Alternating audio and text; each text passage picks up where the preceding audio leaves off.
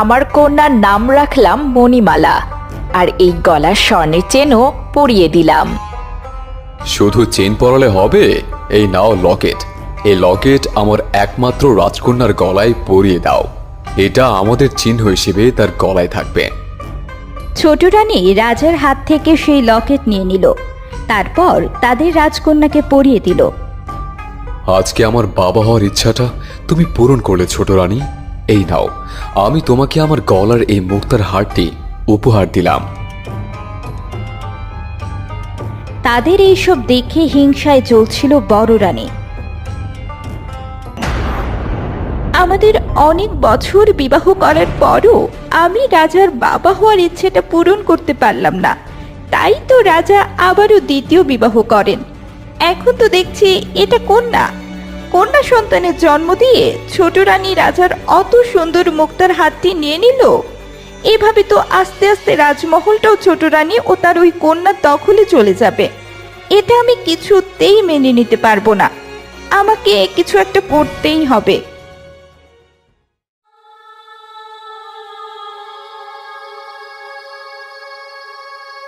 দাসী, এই নাও তোমার উপহার। যেমনটা বলেছি তেমনটাই করবে, নইলে তোমার গর্দান নেব। যথা আজ্ঞা রানীমা, আপনি যেমনটা বলেছেন তেমনটাই হবে, আর কোনো কাকপক্ষীও টের পাবে না।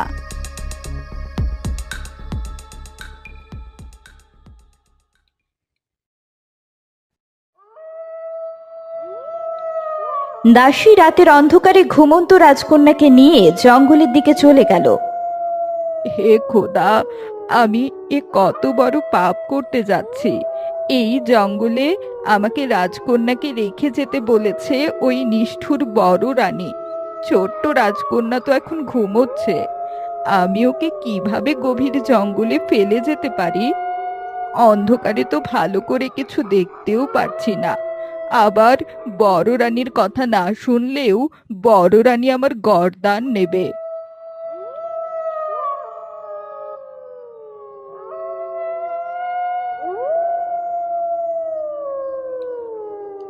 দাসী অনেক ভেবেচিন্তে অন্ধকারের মধ্যে নদীর কিনারে সেই ছোট্ট রাজকুমারীকে রেখে চলে গেল।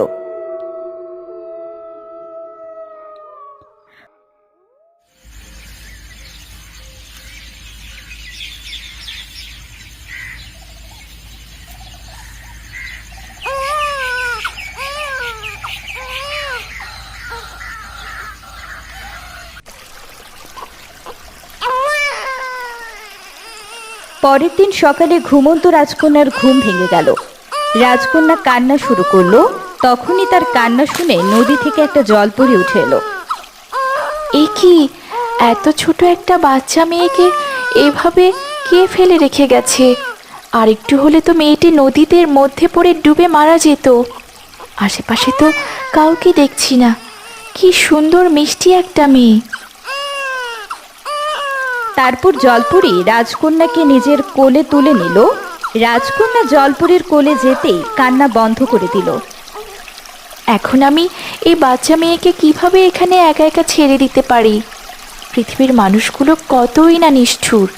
আমি না দেখে যদি কোনো পশু পাখি দেখতো, তাহলে তো এই মিষ্টি মেয়েটিকে টেনে ছিঁড়ে খেয়ে ফেলতো। আমার এখন কি করা উচিত? আমি তোকে নদীর মধ্যেও নিয়ে যেতে পারবো না, তাহলে তো ও নিঃশ্বাস নিতে পারবে না। আবার ওপরে আমি নিঃশ্বাস নিতে পারবো না। এসব কথা ভাবতে ভাবতে জলপরি অতিষ্ঠ হয়ে যাচ্ছিল। মাকে এখানে ডেকে নিয়ে আসি। তারপর জলপরি নিজের চোখ বন্ধ করে তার মাকে ডাকলো। তখনই তার মা জলপরি উঠে আসলো। কি হয়েছে মা? হঠাৎ করে আমাকে এভাবে ডাকলে কেন? আর তোমার কোলে এই মানুষ কন্যা কেন? কোথায় পেলে তুমি? এই নদীর মধ্যে মানুষ কন্যা? কে জানি একে এখানে ফেলে রেখে গেছে মা। মানুষরা কত নিষ্ঠুর হয়। এখন আমি একে নদীর মধ্যেও নিয়ে যেতে পারছি না, আবার নদীর কিনারায়ও রেখে যেতে পারছি না। এখন তুমি বলো, এই বাচ্চা মেয়েটিকে নিয়ে আমি কি করি? মানুষের বাচ্চা নিয়ে তোমার তো ভাবনার কি দরকার মা? তুমি ওকে নদীর কিনারায় যেখানে ছিল সেখানে রেখে আবারও জলে ফিরে এসো। এটা তুমি কি কথা বলছো মা? আমি কিছুতেই এই ছোট বাচ্চা মেয়েকে ওপরে ওইভাবে ফেলে রেখে যেতে পারি না, আর নদীর মধ্যেও নিয়ে যেতে পারছি না আমার সাথে করে।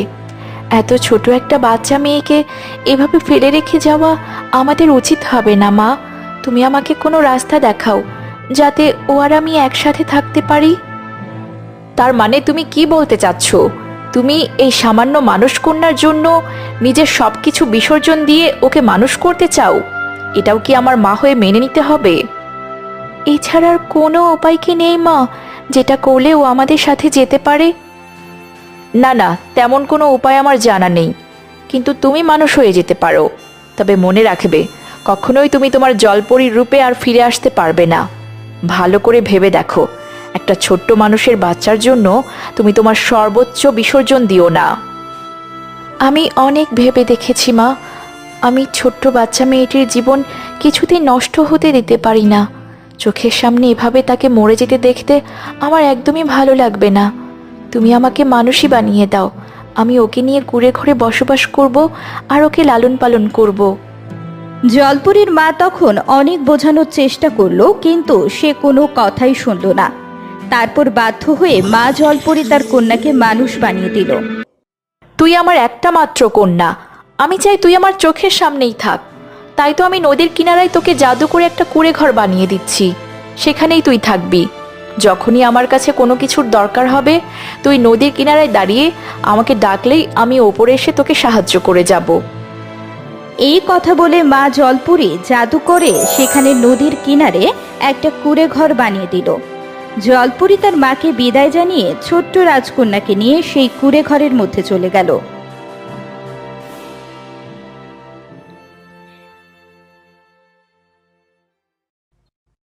আজকে থেকে তুই আমার জলপরীর মানুষ কন্যা। তোর জন্য আমি সর্বোচ্চ বিসর্জন দিয়ে এসেছি। এখন তোকে আমি মানুষের মতো করে লালন পালন করব। তুই হলি আমার মিলি সোনা। তারপর থেকে সেই জলপরীর কাছে ছোট্ট রাজকন্যা বড় হতে লাগলো। এইভাবে দেখতে দেখতে কেটে গেল 10টি বছর। কোথায় গেলি মিলি? মা মিলি, দেখেছো তো মেয়েটার কাণ্ড? কতবার বারণ করেছি, এটা গভীর জঙ্গল, এখানে আশেপাশে ঘোরাফেরা না করতে, কিন্তু দেখো মেয়েটি আমার কোনো কথাই শোনে না। জঙ্গলের সব পশু পাখির সাথে বন্ধুত্ব শুরু করেছে। এই যে মা, আমি এখানে।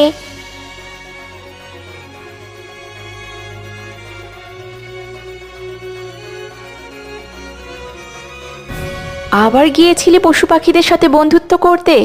খরগোশ ছানাটা তোর পিঠের উপর কেন? এই যা, তাড়াতাড়ি চলে যা, নইলে মা অনেক রেগে যাবে। দেখছিস না মা কতটা রেগে আছে? তুই এগুলো বন্ধ করবি না? তোকে নিয়ে চিন্তা করতে করতে আমি অস্থির হয়ে যাই। মা, আমি একা একা কি করব? ওরাই তো আমার বন্ধু। ওরা আর তুমি ছাড়া তো আমার পৃথিবীতে আর কেউ নেই। আমার ওই পশু পাখি বন্ধুরা সব সময় আমাকে বলে তুমি নাকি জলপরী, আমার জন্যই নাকি তুমি মানুষ হয়েছো। তাহলে আমার আসল মা বাবা কোথায়? সত্যি কি তুমি জলপরী আর আমি মানুষ কন্যা? না না, ওই সব বাজে কথা, ওদের কাছে তুই আর যাবি না। এজন্যই তো তোকে বারণ করি ওদের কাছে না যেতে। বাইরে কার একটা আওয়াজ আসলো না মা? চলো তো যেয়ে দেখি এই গভীর জঙ্গলে কে এলো। আমাকে একটু পানি দিবেন? অনেক পিপাসা পেয়েছে। জলপরী আর মিলি বাইরে বেরিয়ে এসে দেখলো ছোট রানী তাদের কুঁড়ে ঘরের সামনে এসে পানি চাইছে। 10 বছর কন্যাকে না পেয়ে পাগলের মতো হয়ে গেছে ছোট রানী। কে আপনি? আমার কন্যার দিকে এভাবে তাকিয়ে আছেন কেন? কে তোমার কন্যা? এই তো আমার মণিমালা, ওর গলায় সেই চেনটা চকচক করছে।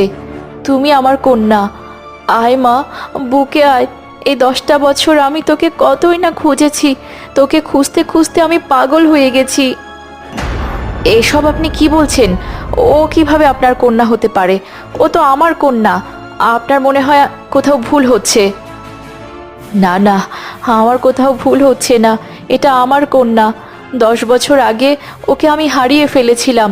দাসীরা বলেছিল কে যেন আমার কন্যাকে চুরি করে নিয়ে গেছে, কিন্তু আমি জানতাম আমার কন্যার কিচ্ছু হয়নি, সে বেঁচে আছে, কোথাও না কোথাও অবশ্যই আছে। আমি রাজমহল থেকে পালিয়ে আমার কন্যাকে 10টা বছর হন্যে হয়ে সব জায়গায় খুঁজে বেরিয়েছি। আজকে আমি তাকে পেয়েছি। তুমি মিথ্যা বলছো, তুমি ওর আসল মা না। সত্যি করে আমাকে বলো, তুমি কে? এভাবে আমার কন্যাকে আমার থেকে আর আলাদা করে রেখো না। জলপরি তখন কান্না করতে করতে সব কথা খুলে বলল।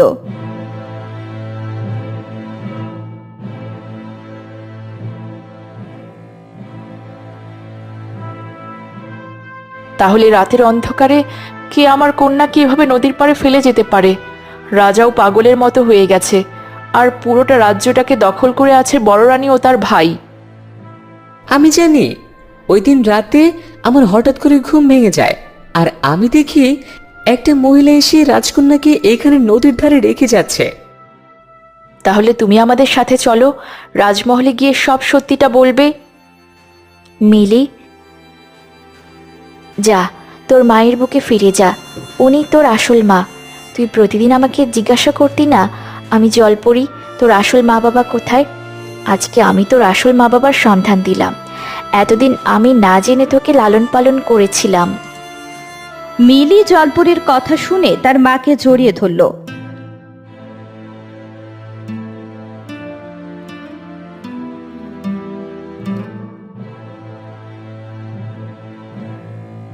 তারপর সেই খরগোশকে নিয়ে তারা রাজমহলে গেল।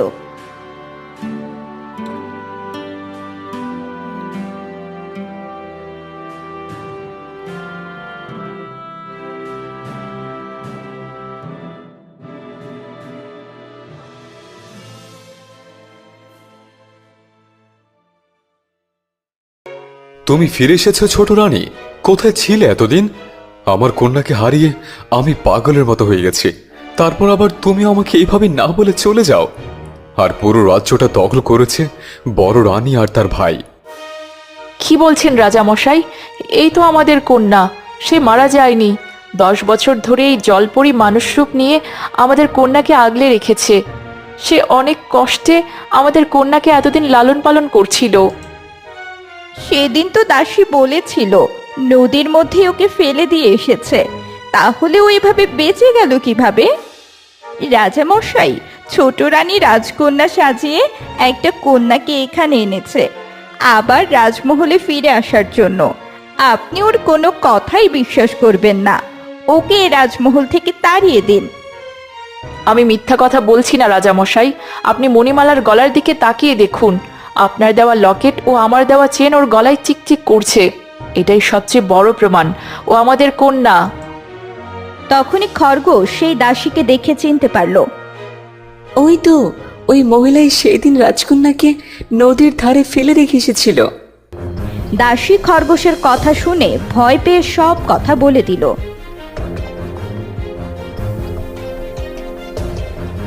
হ্যাঁ হ্যাঁ, এটাই তো আমাদের রাজকন্যা। আমাদের কন্যা বেঁচে আছে। সেনাপতি, এই দুষ্ট বড় রানী আর তার ভাইকে এখনই তাড়িয়ে দাও এই রাজমহল থেকে। ক্ষমা করবেন রাজামশাই, আমি ভেবেছিলাম আপনার বংশের উত্তরাধিকার যদি আমি মেরে ফেলতে পারি, তাহলে আমি আমার ভাই রাজমহল দখল করে সারাটা জীবন রাজ শাসন করে কাটিয়ে দেব। আমরা অনেক বড় ভুল করে ফেলেছি, আমাদের দয়া করে ক্ষমা করে দিন। কখনোই তোমাকে ক্ষমা করব না। তুমি এতটা দিন আমাদের একমাত্র কন্যাকে আমাদের থেকে দূরে সরিয়ে রেখেছিলে। এটাই তোমার উপযুক্ত শাস্তি।